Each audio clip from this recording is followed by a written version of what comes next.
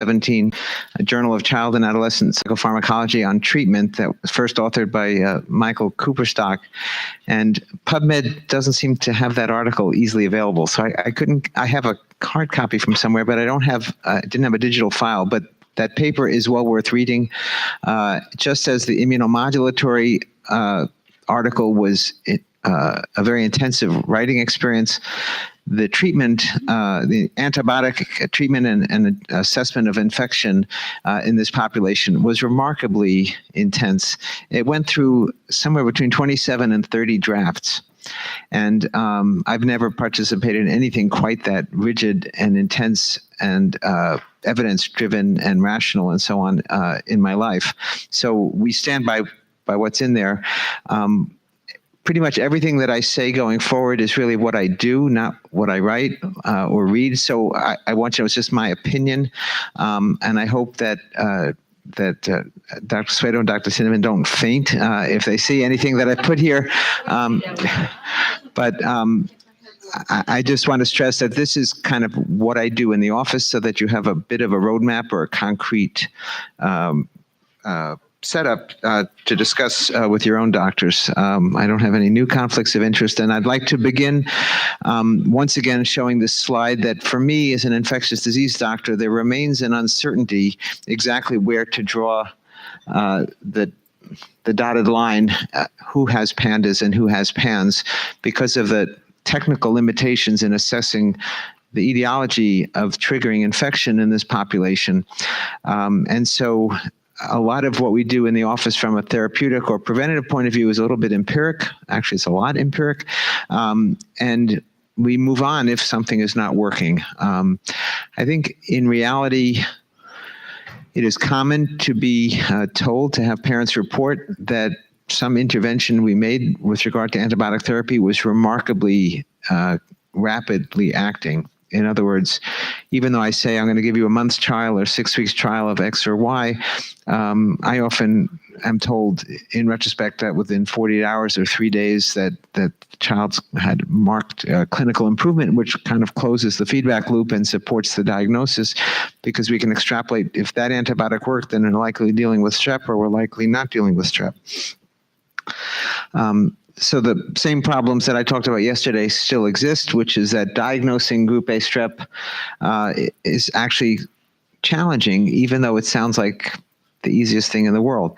The microbial diagnosis is challenging. The serologic confirmation of diagnosis is full of limitations.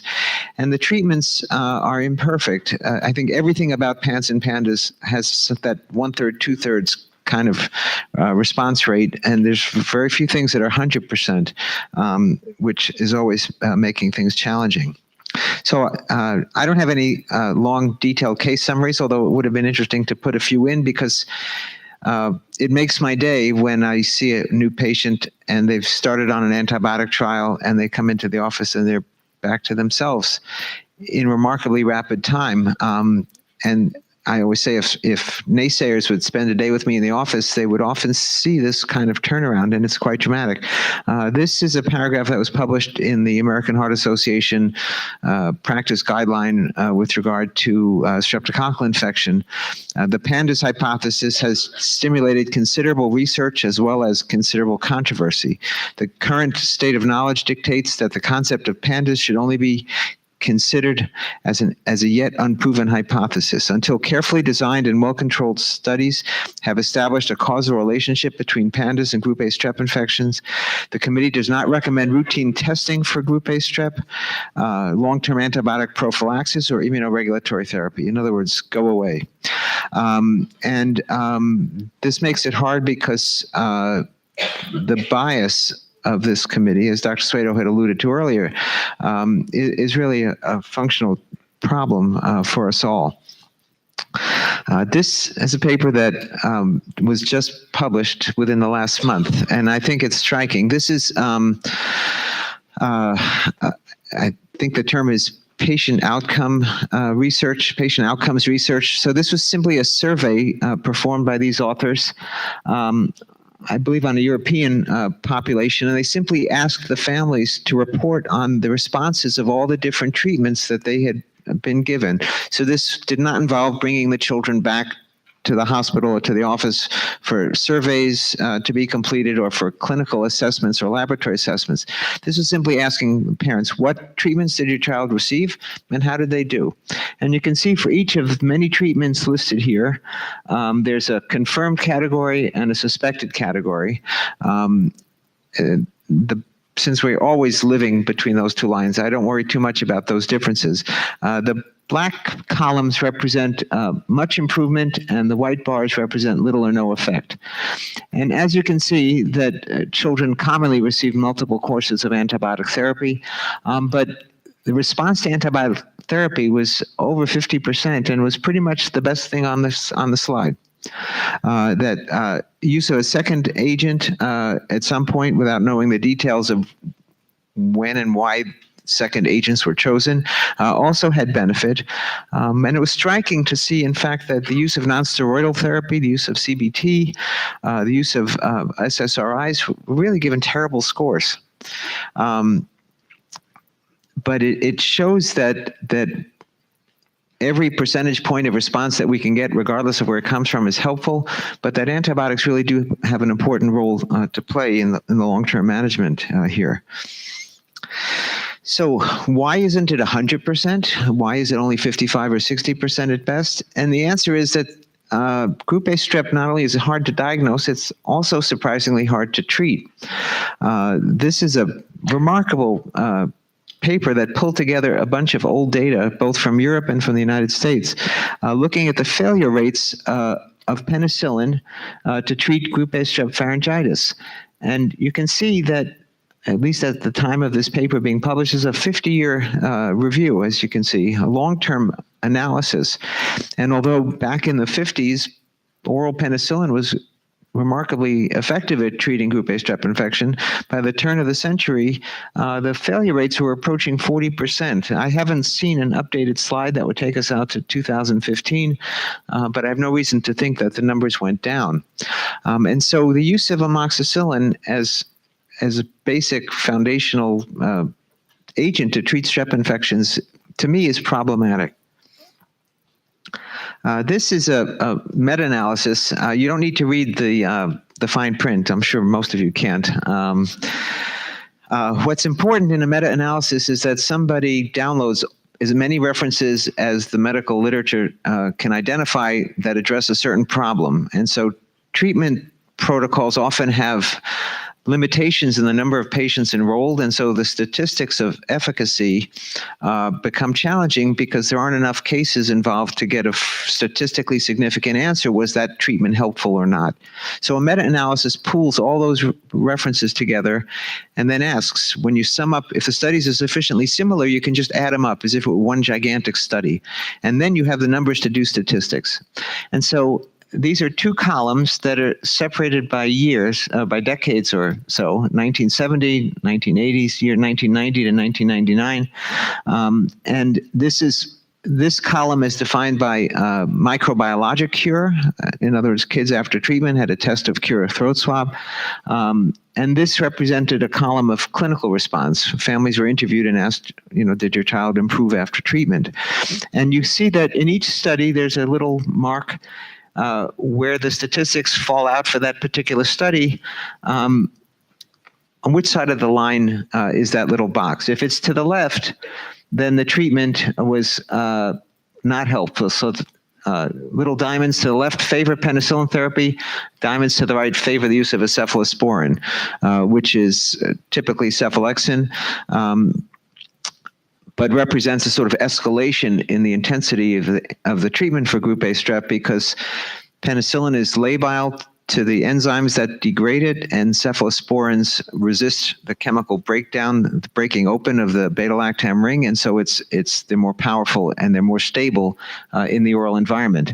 And as you can see, whether you look at it decade by decade, or whether you look at it by microbiologic cure versus clinical cure, in all cases, the diamond is to the right of the zero line, favoring the use of cephalosporins to treat group A strep pharyngitis. Now, there are practices in this country, I can't say in this country because I actually don't know about Canada. There are practices in the United States where cephalosporins are given primarily for treating group A strep infection.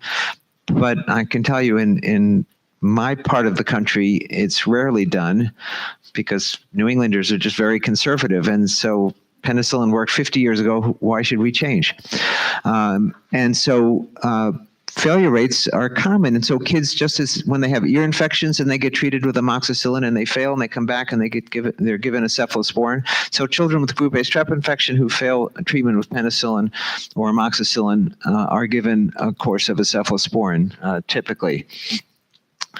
So the reason to not move to cephalosporins universally is historically have related to issues of cost, because amoxicillin is inexpensive, cephalosporins are a bit more expensive, and also because of the impact on the human microbial ecology. Cephalosporins kill more germs than amoxicillin, so penicillin and amoxicillin are more of a surgical strike against the group A strep, and cephalosporins are more of a shotgun. And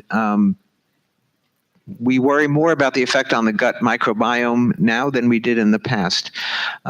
But on the other hand, we have a child with a sore throat, at least, who's suffering, and we'd like to get rid of the infection. And so I sometimes think we bend over too far backwards, worrying about the downstream impact of antibiotic use for cephalosporin.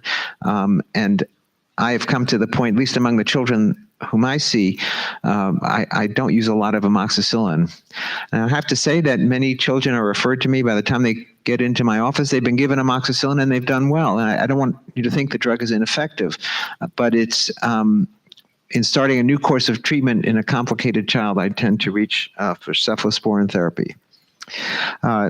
People say, well, what about the other drugs? And remember that a certain percentage of children will be allergic to amoxicillin. They may be allergic to cephalexin. And so one has to have in one's armamentarium other agents. And the problem is that the other agents are losing their efficacy as well. And this demonstrates that erythromycin, which has essentially identical spectrum of coverage as azithromycin, and clindamycin as well, are both only about 85% efficacious in terms of the streps that they encounter, meaning you are buying into a failure rate of 1 in 6 right from the get-go. And azithromycin has certain favorable features I'll talk about in a moment. And clindamycin, on the basis of a couple of very, very small clinical studies, was given the reputation that it eradicates group A strep from the pharynx better than any other antibiotic agent. It was based on fewer than 24 kids, as I recall. And to have that sort of shift practice for millions of children always struck me as just amazing. But it turns out I don't think it's particularly effective that way. And I primarily use clindamycin when children are allergic to penicillins and have failed a trial of azithromycin therapy. This data is relatively recent. It's just a few years old, but it's very location dependent. There was a paper published in the New England Journal of Medicine a decade or two ago that in the Pittsburgh, Pennsylvania area for a given winter, 50% of group A streps were resistant to erythromycin. And so if you're allergic to amoxicillin and you don't even bother to take erythromycin because there's a 50-50 chance of success or failure. And so those children had a high rate of receiving clindamycin. Now for the people in the audience who think about these details, erythromycin and clindamycin work in almost exactly the same spot. And we'll talk about that in a moment, but they have an overlapping binding site on the protein synthetic mechanism of the bacterial cell. And even though the two drugs are of different chemical families, and we think of them sort of in separate lines on some big table, resistance to erythromycin and resistance to clindamycin actually overlap tremendously.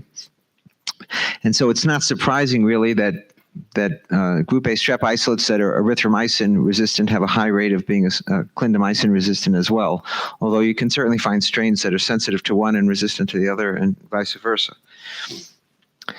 We've talked about how amoxicillin failures are distressingly high. And if you're a primary care pediatrician in a busy practice, you're happy to give amoxicillin as a first course and shrug your shoulders and say, well, let's see what happens. But by the time children are having any kind of secondary complications, such as pandas, it's not an acceptable choice for me, and I mostly use cephalosporins. It turns out that the environment of the group A strep in the throat is very complicated. We've been using the words sewer and cesspool a lot up here for the last day or two, and it's totally true. And so there are both good bacteria that inhibit the growth of group A strep, and there are bad bacteria that promote the growth of group A strep by degrading the antibiotics used to treat the strep infection. So this is this fellow Yitzhak Brook has made his career being able to grow germs without oxygen. The environment of the tonsils has a very low oxygen tension because of the crypts, the folds of the tonsillar surface, and the average lab is not very good at recovering those and getting them to grow, and he's made it a specialty. So he's published paper after paper, basically getting swabs from different parts of the body, growing the anaerobic bacteria well, and then saying, this is what we found in this spot and this spot. So he's turned his attention to tonsils. And if you just look at this paper and ask about the good bacteria that are known to inhibit the growth of group A strep, these are called interfering strains.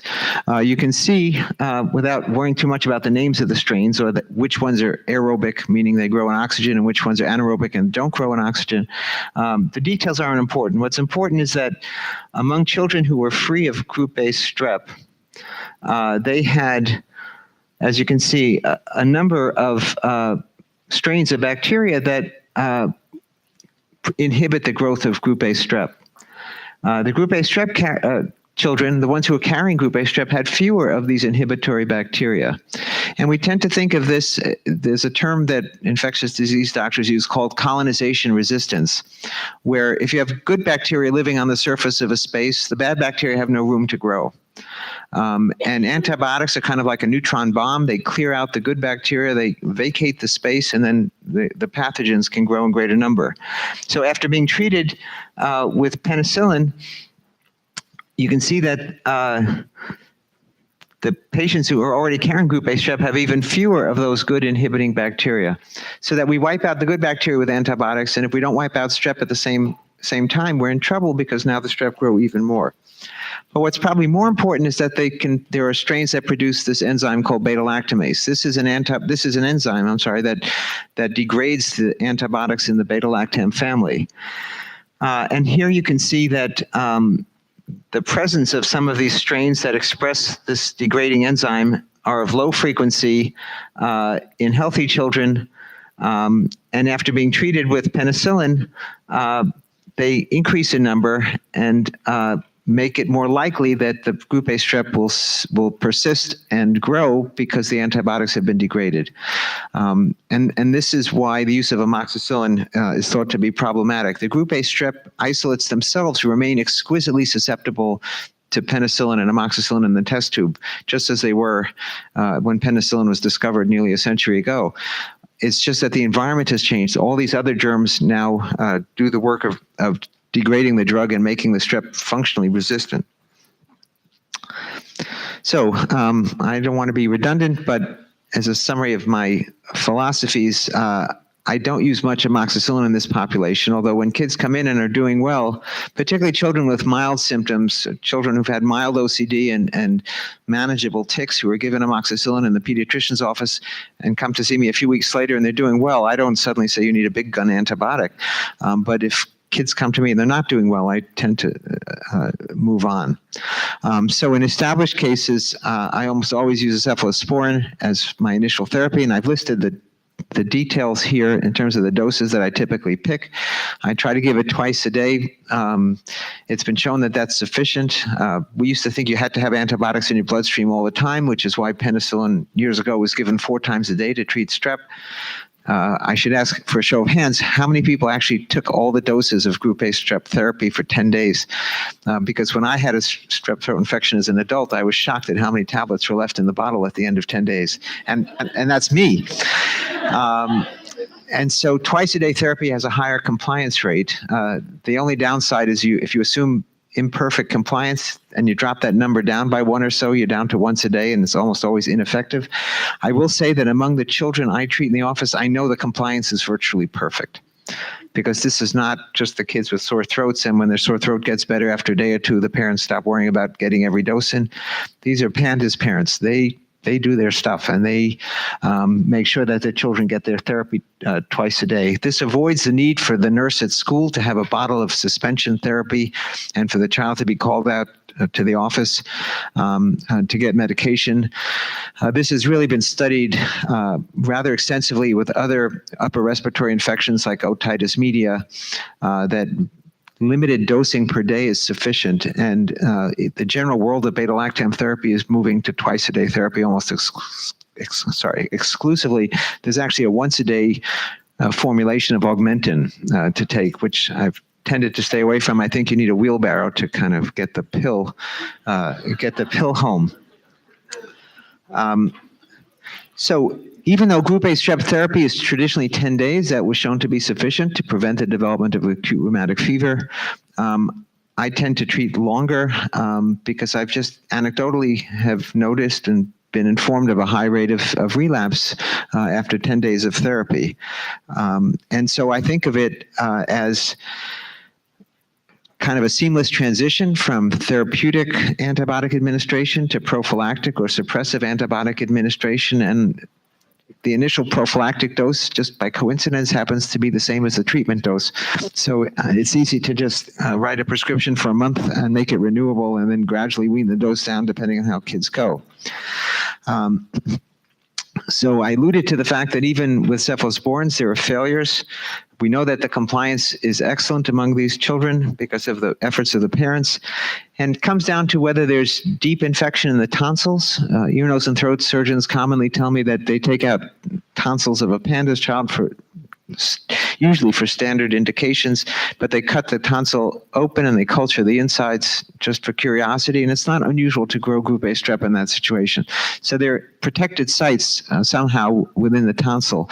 This is an area that hasn't been studied very well. Our colleague Beth Latimer has a lot of experience with tonsillectomy, but I just don't have the microbiologic data that accompanies all of her surgeries to answer that question. The possibility of intracellular infection, where the strep penetrate through the membrane, as I displayed yesterday, is also a possibility for which we don't have very good data or definitive data. Now, what happens when kids fail? So if children are on effective suppressive therapy, unfortunately, it's not unusual for me to get a phone call that a child has either gone off the rails or has a new sore throat, and I say, you have to go to the pediatrician and you have to get a repeat throat swab. And the frequency of kind of pure behavioral or psychiatric flares without any sore throat symptoms or any findings in the pharynx of these children is not unusual. And I always get a phone call from the pediatrician's office. You wouldn't believe it, that culture was positive. And the next line is always, but he's already on sort of traditional high-dose cephalexin therapy. What are we going to do next? And I generally administer amoxicillin clavulanic acid. This is a combination agent that starts with amoxicillin and has clavulanic acid built into it. I bet everybody in the room knows as much about this as I do. Clavulanic, that's the equivalent of my walking down a dark alley by myself, or else walking down a dark alley with Shaquille O'Neal or LeBron James or someone, and suddenly I get respect. So the clavulanic acid prevents the degradation of amoxicillin. So it's called a beta-lactamase inhibitor. It has very little antibiotic activity of its own, but it prevents the breakdown of the drug we want. And it's made a simple drug like amoxicillin become a potent broad-spectrum agent. And in fact, the use of beta-lactam and beta-lactamase inhibitors is a whole new domain in antibiotic therapy and antibiotic development. And it has allowed us to develop agents that treat highly resistant hospital, multiple drug-resistant kinds of pathogens. So we either consider higher dose cephalexin, and I'll go up to, this is basically a full adult dose, even for children, or use adult doses of amoxicillin clavulanic acid. what follows is really how well do the kids tolerate it. Some kids may be allergic. The allergies tend not to be dose dependent. So if a child's tolerated a lower dose of cephalexin, it's doubtful that one will see a rash just as the dose is being increased. But these kids have a lot of sensory issues, and the taste of high dose Keflex may not be satisfactory. The taste of amoxicillin clavulanic acid is definitely not satisfactory. Some of these drugs produce GI distress. They may produce diarrhea. And it just comes down to what can we get in consistently without spending hours a day chasing kids around the house giving antibiotics. I've listed management when kids do have a history of drug allergy. If they have a rash reaction that is not hives, not urticaria, you can usually switch from amoxicillin-based therapy to a cephalosporin, and conversely, if they've been on a cephalosporin, you could switch back to amoxicillin clavulanic acid. If someone has a true hive reaction and they fail to improve with one of the alternate agents like azithromycin or clindamycin, they really need to get an allergy test done. Many older children, sort of grade 4, 5, 6, who have a history of bona fide hives in childhood when treated for an ear infection, have outgrown that reaction, and it's safe to treat with amoxicillin clavulanic acid. You just have to demonstrate that it's safe, and the allergists now have the tools to do screening skin tests and then just do oral challenges. Kids come in to the office, they're given 1/10 of the normal dose, and if an hour later they're okay, they're given the rest of it, and if an hour later they're okay, you're good to go. You'll be reassured, I suppose, to know that at least around where I practice, it's just as difficult to get an allergist to see a child as I'm sure it is for you up here. There are long delays, but it's very important information to glean, particularly for these complicated kids, and it's worth having the pediatrician try to intercede and have a kid seen urgently, or at least in accelerated, expedited fashion. I generally keep away from the fancier cephalosporins. They're quite costly. The doses, ironically, on a milligram per kilogram basis, on a weight basis, are very low. The drugs were developed typically to treat urinary infections, for which low doses are sufficient because 100% of the dose comes out in the urine. They get FDA approval, and now they're being used for other indications, but the dose never increases. And I would feel more comfortable giving high-dose older cephalosporins than giving these piddling doses of newer cephalosporins that are more expensive and also don't taste very good. But again, if a child is doing reasonably well on one of these agents, I don't necessarily switch them off. Managing an acute PANS flare is a challenge because of the diagnostic uncertainty. Might this be a sort of hidden case of strep-related disease of pandas? And so are they really pandas kids with non-diagnostic testing, or do they truly have an illness triggered by a different pathogen? So I have generally, for children who come to me antibiotic naive, I've given them a trial of a cephalosporin to see, well, do they get better with pandas treatment? And the answer is many of them do. It's hard to incriminate mycoplasma or any other atypical cause of this infection if they get better with an antibiotic that's pointed directly at strep. On the other hand, I don't flog this for months and months of treatment. If they don't improve within, say, 4 weeks or something like that, I would just say it's not pandas, it's PANS. We're happy to offer a trial of azithromycin. But remember that azithromycin is a great all-purpose drug, but it's not perfect in any particular direction. It has a measurable failure rate against group A strep. It has a measurable failure rate against Mycoplasma pneumoniae as well. It's just that because we can't grow that pathogen very well, we can't get good numbers on its failure rate. But among clinicians, failures of azithromycin therapy are not at all unusual. For the older children, we can give doxycycline. If they tolerate it, that's great. If they don't tolerate it, it's not going to be useful. Remember that doxycycline not only provokes GI upset and is frequently taken with meals, but it produces photosensitivity. For those of you of a certain age, you may recall seeing people at the beach using those aluminum reflectors so they can get twice as sunburned in half the time. That's what doxycycline is, like that aluminum reflective foil, because the drug is in the bloodstream, the ultraviolet energy sunburns the skin from above, but it reaches the superficial blood vessels. Doxycycline is photoactivatable, and it retains that ultraviolet energy, and then when it releases it, you get sunburn from the inside. And I've seen people take cat naps for 10 minutes and wake up blistered from doxycycline. It's not an allergy, it's a photosensitivity. So it's a great drug in the winter, particularly in a place like Saskatoon. But imagine treating children with doxycycline who have Lyme disease in New England down at Cape Cod for the summer, and they're outdoors all day in t-shirts and shorts or less. It's a very challenging drug to use. So it has its place, but it's very difficult to use in the summer. So prophylaxis against group A strep. Using the acute rheumatic fever as our historical base. I showed these slides briefly yesterday. Long-term prophylaxis is mainstream care. This is the standard of care against rheumatic fever.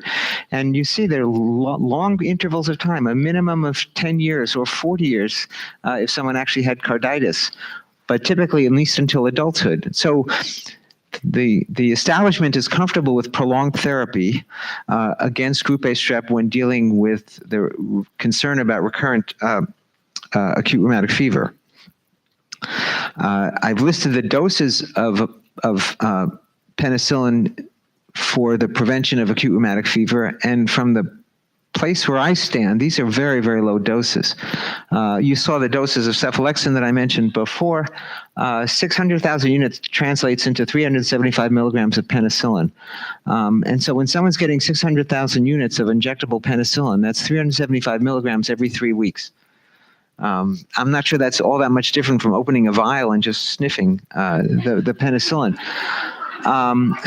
I say that, and yet historically it's worked. And so, there's this philosophy: if it ain't broke, don't fix it. And I think we have all encountered little mini outbreaks, little mini epidemics of acute rheumatic fever in the United States, and I have no reason to doubt that it's happening up here as well. And it just gives pause to say that maybe these children should be getting cephalosporins for their long-term prophylaxis as well. But I don't have the evidence to go before these large academic committees to say that I think their therapy is about 40 years out of date. This is some work that Dr. Suedo has recently published demonstrating that antibiotics are a mainstay not just in the acute management and early stage management of these children, but through the remainder of their childhood and into young adulthood, antibiotics remain a foundational part of their therapy. The problem in trying to address the role of preventative antibiotic therapy in this population for this condition is very, very difficult. The concept of any relapsing, remitting disease means whatever you do by way of prevention, you have to do for a long time, because otherwise the ups and downs of the illness are going to just create so much noise that it's hard to assess whether your intervention was helpful or not. Remembering that viral disease, like any inflammatory signal, can trigger a flare of PANS or PANDAS that has nothing to do with streptococcal infection or mycoplasma infection and may not have anything to do with antibiotic treatment at all, means that you may have apparent failures of prevention that have nothing to do with what your preventing therapy is targeting. And it's just unfortunate sort of background fluctuation. These create real problems for trial design and for study analysis, because you need to have a large enough trial to get data that's believable. Publishing a dozen or 2 dozen kids for short periods of time may be tantalizing and give data that supports a larger trial, but it rarely answers any questions. And you also have to plan the trial to coincide with when Group A strep is. You can picture a 6-month trial starting on May 1st and ending in November, when the annual seasonal variation of Group A strep means you've given prevention during the low ebb phase of the epidemiologic cycling. So it's not likely to have the same outcome as if you gave it from November to May when Group A strep is on the rise. And finally, when you are performing trials of this sort, there's always bleeding between the two groups. And so there are control patients who are given antibiotics, whether for an unrelated reason, like a skin infection or an ear infection, or there are children who are in the treatment arm and they stop taking the medicine. It makes the numbers less robust than they might seem. But that said, there is a sense that antibiotic prevention is helpful going forward. This is more work that Dr. Sweeto has published. There's a theme here. But it shows that the administration of either penicillin or azithromycin, this is a little over 10 years ago, but even so, showed that the number of streptococcal infections basically was virtually eliminated by the use of preventative antibiotics. This was a 12-month trial, so it included both the seasonal peak and the seasonal low of strep infection. And the same was true for pandas flares. As you can see, the numbers went down considerably. So these were 23 patients, and yet the data was quite dramatic. 248 patients were screened, meaning 10 kids were screened, more than 10 children were screened for every patient admitted to the trial. This is an inherent challenge of all of these studies. And it makes the IVIG trial, where 1,100 plus children were screened to enroll 35-ish kids or so. It just points out the difficulty of doing clinical research in this population. There was no placebo control in this study, but that worries me less, I think, knowing that every year there's group A strep out there. But critics will say, but there was no placebo. And we've talked about the seasonal variation. A trial of once-weekly azithromycin was done. This was a terrible study. It was a heterogeneous population of patients, and it didn't appear to be effective. But I think once-weekly azithromycin is kind of like 375 milligrams of penicillin every 3 weeks. I don't think of it as very intensive therapy. Tanya Murphy studied daily azithromycin therapy, actually high-dose daily azithromycin therapy. And as you can see, once again, a relatively limited number of children were enrolled in the study. And she gave 10 milligrams per kilogram per day, which is what defines high-dose therapy to me, with a limit of the standard high-dose adult dose. This is for those of you who've taken a Z-Pak, 500 milligrams is the first day's treatment. That's the kind of up-and-running dose. And it seemed to be helpful. The azithromycin group, there were close to 50% of children who responded versus fewer than 10% in the placebo group. This is responded on the basis of the CGI scale. The OCD scale, the CY box scale, was not statistically significant. But in fact, if you look at the numbers, there was a hint that it might have been helpful, just that the numbers were not great enough to get statistically significant data. There was some effect on the electrocardiogram, as we saw before. These drugs do that. And the key thing is that you can't give too many of these drugs simultaneously. So the use of azithromycin is heavily regulated, so to speak, by the concurrent administration, particularly of SSRIs. And for some of the children with severe nausea and vomiting phobias, the use of ondansetron in that situation. So the azithromycin at that dose sometimes has GI symptomatology, abdominal pain, diarrhea as well. And this is the figure of her study. This reflected the CGI scale, the global scale, and showed that azithromycin, the kids seemed to do better over time than the kids in the placebo group. Ideally, this study would have been carried on for a year with more children, but that's really a lot of work. It's beyond the easy scale of a single center doing a single investigator-driven research project. So this requires coordination at a larger level, and these are hard to arrange when the funding agencies have a kind of bias against PANS and PANDAS to start out with. So antibiotic prophylaxis against group A strep in this population, I've already made it clear what I think about the AHA recommendations. This is low-dose therapy. Now, I think it looks good still for prevention of acute rheumatic fever, simply because the incidence of acute rheumatic fever is so low that failure rates of amoxicillin just don't hit the radar. If there were more acute rheumatic fever out there, I think we would see more failures, to tell you the truth. But if children are on this low-dose therapy and have a breakthrough episode, I switch them to cephalosporin at a dose range that's pretty comparable to treatment doses, aiming at the lower dose if they're doing okay, and at the higher dose for more severely afflicted kids.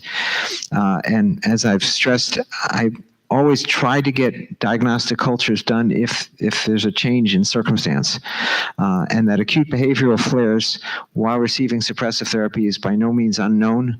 And I probably every other month or so, another patient of mine has a positive throat swab, despite being on really strong doses of suppressive therapy.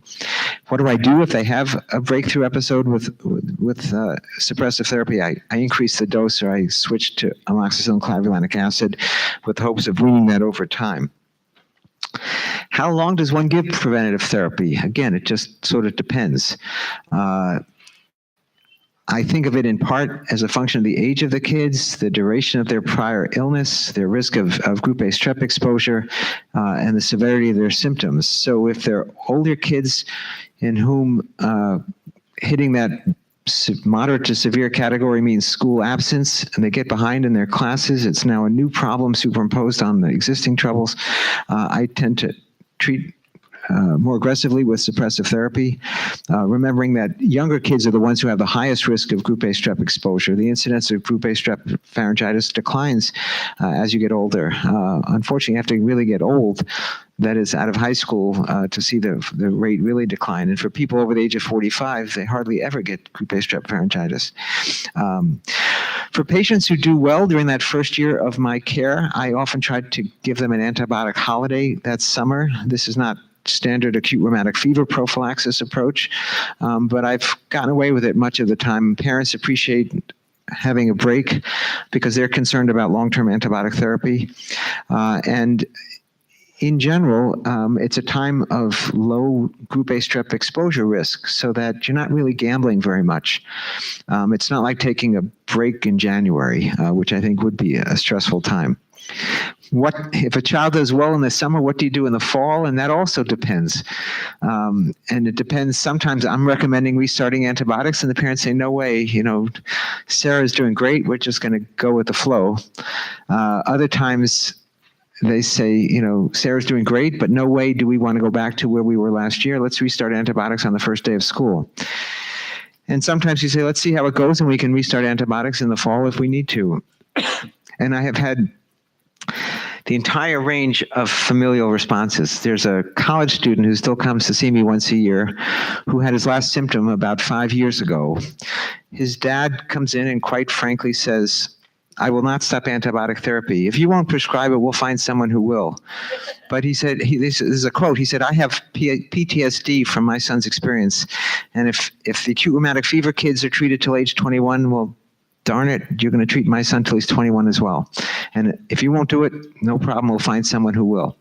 So his child is truly asymptomatic and has been so for years. And I would have said he's one of the children who's outgrown the problem. But the families have a big voice in this because they're the ones actually giving the therapy or not giving the therapy. So with older kids, I also try to get them off therapy, depending on how bad their symptoms are and how high their dose of antibiotics might have been. I might just have the dose of treatment during the summer, that first summer, and maybe just continue that half dose of treatment for the coming school year, and then the following spring try to stop therapy altogether. The problem that's challenging is that kids will have symptom flares that ultimately turn out to have nothing to do with strep. And it makes me look bad if I stop therapy and then they get enterovirus in the summertime and they have a symptom flare, and the parents say you shouldn't have stopped treatment. Of course, enterovirus has nothing to do with antibiotic suppression, so it's sort of problematic in that way. But we try our best, and I try to stop antibiotics when I can. Now, the use of antibiotics in PANS does not carry quite the same long-term obligation, because whereas group A strep is always around, children don't get mycoplasma pneumonia or other of the common atypical respiratory pathogens over and over again. They're just not at risk. Relapsing or recurrent mycoplasma infection is known to occur, but it's infrequent, probably fewer than 10% of the time. And so when I give azithromycin therapy to treat mycoplasma pneumonia, I treat for a while, and I think Dr. Cooperstock and I kind of duked it out, and 3 months or so of treatment seems like a reasonable course of treatment. And so when we have no need of open-ended azithromycin prophylaxis because the exposure risk is for the mycoplasma germ is just not an ongoing, continuing problem. To the extent that azithromycin will prevent group A strep infection, there's certainly benefit there. But this is something that we have to kind of work our way through. But azithromycin, because of the EKG effect, the fact that there may be other drugs involved in the medical management that may have QT interval effects, makes everyone happier to stop azithromycin sooner rather than later. One thing that has caught the attention of the medical community is that antibiotics may be helpful for reasons totally unrelated to their antibacterial or their antimicrobial effects. And it turns out that many, many antibiotics have anti-inflammatory or other unique properties, and we may be fooling ourselves to think that we're doing a great job suppressing infection. We may be doing a great job providing additive anti-inflammatory therapy. And I'll show you a couple of examples of that. So beta-lactams, the penicillins and the cephalosporins, are thought to have an anti-inflammatory effect, as well as drugs like azithromycin, which turn out to be, at least in studied examples, highly immunomodulatory agents. So I don't want to make this slide more complicated than necessary, but neurons are damaged when they are stimulated too greatly. It's called excitotoxicity, and some neurons release glutamate as the neural transmitter, and there's so much glutamate around that it kills the neuron. So the neurons have an escape valve called the glutamate transporter that sucks the glutamate back in and reduces the toxicity to the next neuron. And it turns out that antibiotics promote the production of this salvage pathway and lower the levels of glutamate in these excitatory networks. And you can see that at what are largely clinically achievable doses of antibiotics administered, that you can increase the production of this salvage enzyme enormously. And this was thought to be so promising that it was actually trialed not only in mice with ALS, but it was actually, there was a human trial of ceftriaxone therapy, antibiotic therapy to treat Lou Gehrig's disease, amyotrophic lateral sclerosis. It turned out not to work in the human trial, but the notion that antibiotics have effects far beyond their antimicrobial effect is a real concept. Azithromycin has a different chemical structure, a different locus of activity. It binds to the protein synthesis machinery of the bacterium and prevents the growing protein chain from growing. It has other effects. Bacteria actually live in communities.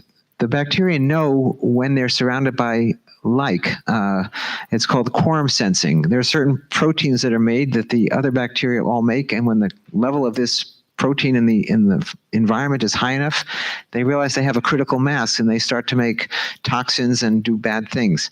And they shift from a growth mode to an invasive mode. They make biofilm that coats the surface and sort of traps the bacteria beyond the reach of our bodies to fight back. And so it's a drug that has multiple properties. It also has a huge effect on inflammatory cytokines. These are the immunomodulatory substances released by lymphocytes and inflammatory cells to communicate with each other. It tips the immune response from an inflammatory pathway to a non-inflammatory pathway, Th2 cells. It downregulates the expression of certain inflammatory receptors on the surface of cells, and it's supposed to, depending on the stage of infection, augment white cell killing of bacteria or suppress white cell function, which is actually desirable because when white cells engulf bacteria, they release some of their degradative enzymes into the environment, which is toxic and damaging to the tissue. And this is a schematic that I found that may or may not be readable from where you are. It's not readable from where I am either. But it demonstrates that there are effects of azithromycin on bacteria, on eosinophils, one form of inflammatory white blood cell, on neutrophils. These are the main inflammatory white cells that eat and kill bacteria. It affects the epithelial cells, particularly the lining of the airways, and has a variety of effects that may be clinically important. To put some weight to this, as opposed to just some theoretical discussion, azithromycin is given commonly to inflammatory lung disease patients, regardless of what germs they may or may not have contributing to their infection, purely for the anti-inflammatory benefit of azithromycin.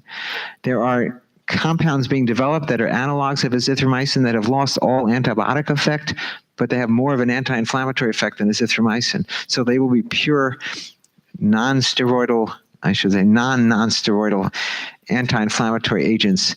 But this is an area that's very young, but it's intellectually and conceptually very important.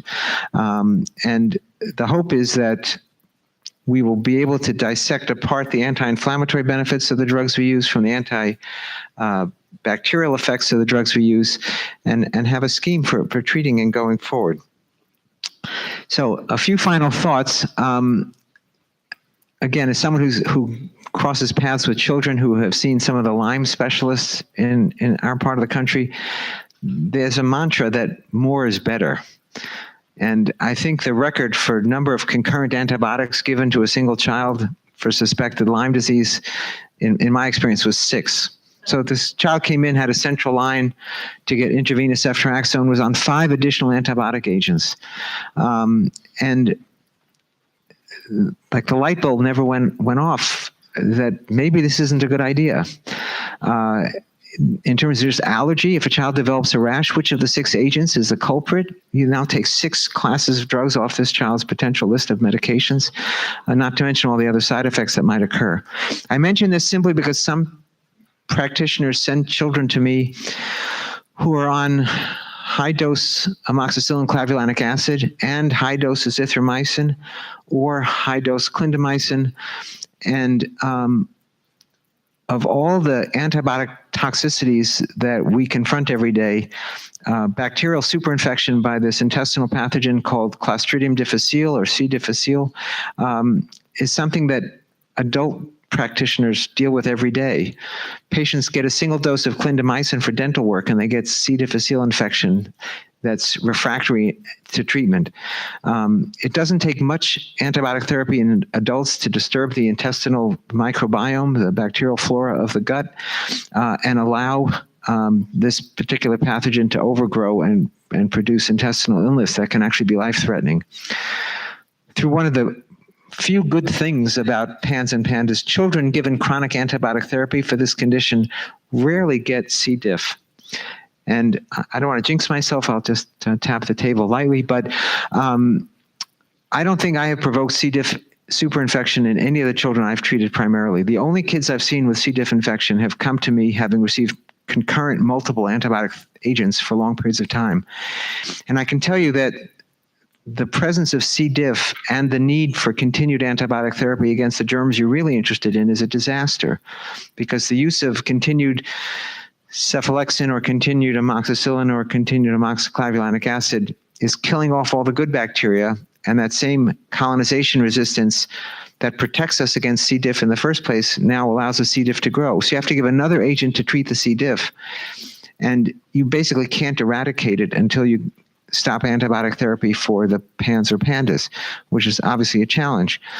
So I live in dread of C. diff superinfection among my kids, and when parents call me to say, oh, they've gotten diarrhea from this agent or that agent, I like to get them tested because I need to know. It's really important, because throwing more antibiotics at them may make the C. diff worse. So I try to avoid multiple agents simultaneously for that reason. I would say if there were guidelines for some of these fine point details, they would have been in the published guidelines. Not only was there not necessarily consensus, but there was no published database to address some of these seemingly small point, but clinically very important issues. So I'm going to stop, and I gather there'll be plenty of time for questioning. So, thank you very much for that.